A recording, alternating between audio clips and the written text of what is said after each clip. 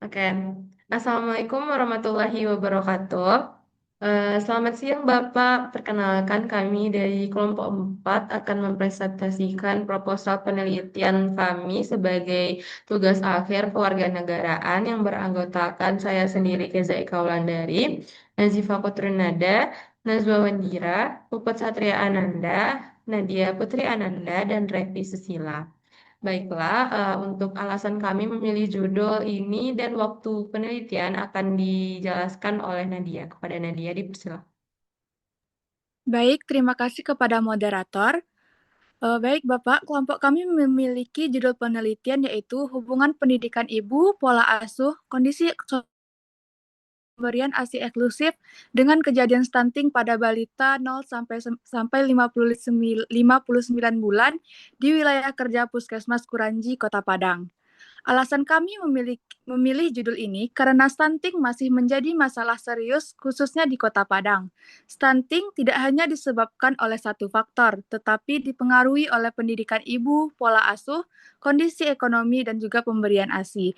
Oleh karena itu, kami ingin menganalisis hubungan faktor-faktor tersebut pada balita di wilayah kerja Puskesmas Kuranji agar hasilnya bisa bermanfaat untuk upaya pencegahan yang lebih efektif. Kemudian lokasi kegiatan kami yaitu di Puskesmas Kuranji, Kota Padang, dengan waktu pelaksanaan pada 1 Mei 2026 sampai 10 Juni 2026. Sekian dari saya kembalikan kepada moderator. Baik, terima kasih Nadia. Alasan kami sendiri memilih wilayah kerja Puskesmas Kuranji sebagai lokasi penelitian ialah karena lokasinya dekat dengan kampus, sehingga memudahkan kami dalam menjangkau tempat penelitian dan melakukan pengumpulan data. Selain itu, pihak Puskesmas memberikan respon yang cukup baik terhadap komunikasi yang kami lakukan, di mana ibu petugas membalas chat kami yang menyampaikan bahwa terdapat program posyandu yang dapat kami manfaatkan sebagai sumber data.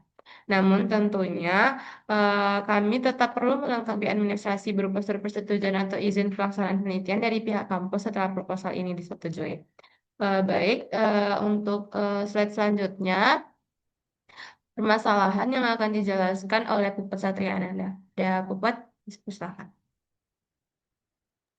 Baik, terima kasih moderator. Pada kasus ini, permasalahan yang kami angkat yaitu yang pertama ada angka stunting yang masih tinggi, di mana masih banyak balita yang mengalami gangguan pertumbuhan. Ini menunjukkan bahwa hak anak untuk tumbuh sehat dan berkembang dengan baik belum sepenuhnya terpenuhi. Dalam kewarganegaraan, hal ini menjadi perhatian karena menyangkut kualitas generasi penerus bangsa. Yang kedua yaitu kurangnya pengetahuan ibu. Rendahnya pemahaman tentang kesehatan dan pemenuhan kebutuhan anak menunjukkan bahwa akses terhadap informasi dan edukasi belum merata. Padahal masyarakat berhak mendapatkan pengetahuan tersebut dan negara juga berkewajiban menyediakannya.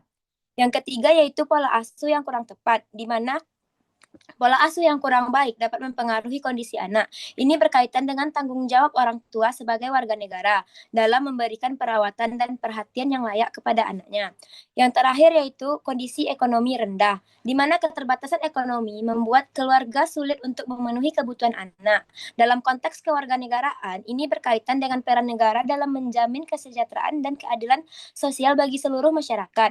Jadi, permasalahan ini bukan hanya tentang kesehatan, tetapi juga tentang hak warga negara, tanggung jawab keluarga, dan peran pemerintah dalam menciptakan kesejahteraan. Dari saya dikembalikan ke moderator. Baik, terima kasih Puput. Untuk solusi sendiri akan dijelaskan oleh Nazifa Kotronada. Kepada Jipa, dipersilakan.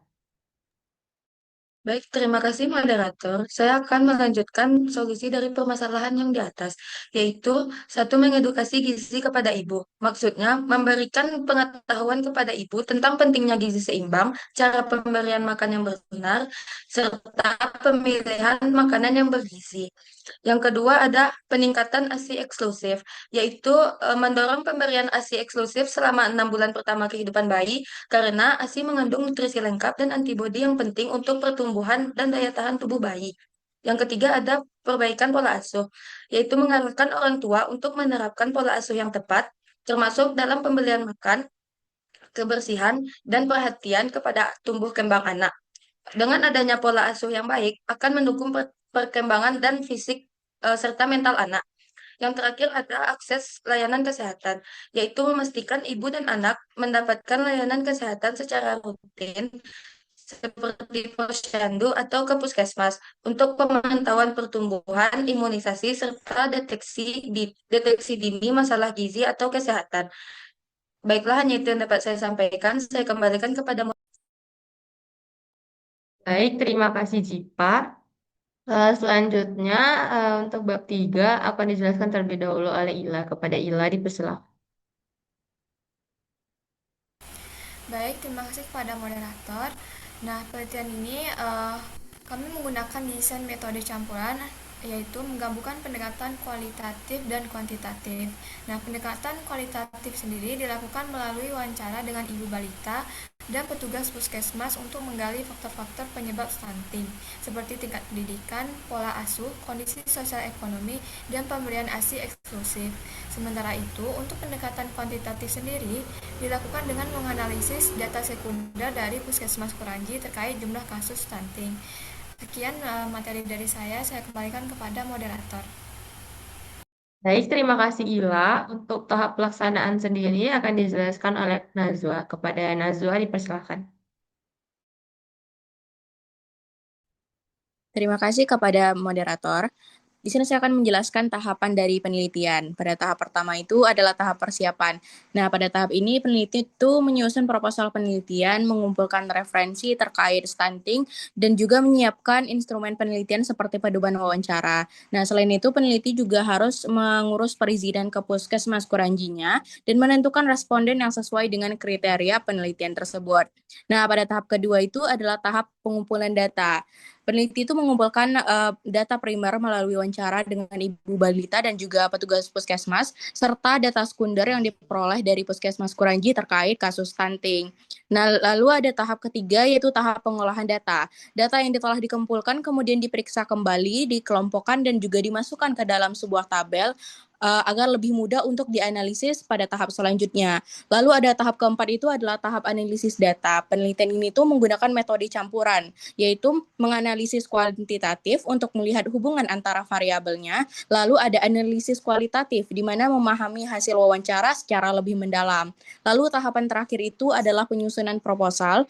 Nah, pada tahap ini tuh peneliti tuh menyusun hasil penelitian tuh dalam bentuk suatu laporan ilmiah di mana membahas hasil berdasarkan teori dan juga penelitian yang ada sebelumnya. Lalu menarik kesimpulan serta memberikan saran pada penelitian-penelitian yang akan datang. Nah, jika diperlukan juga dilakukan revisi terhadap laporan penelitian tersebut.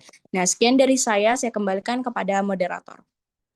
Baik, terima kasih Nazwa. Nah, proposal ini disusun sebagai langkah awal dalam melakukan penelitian yang bertujuan untuk mengkaji faktor-faktor yang berhubungan dengan kejadian stunting di wilayah kerja Puskesmas Kuranji Padang, seperti pendidikan ibu, pola asuh, kondisi sosial ekonomi, dan pemberian ASI eksklusif.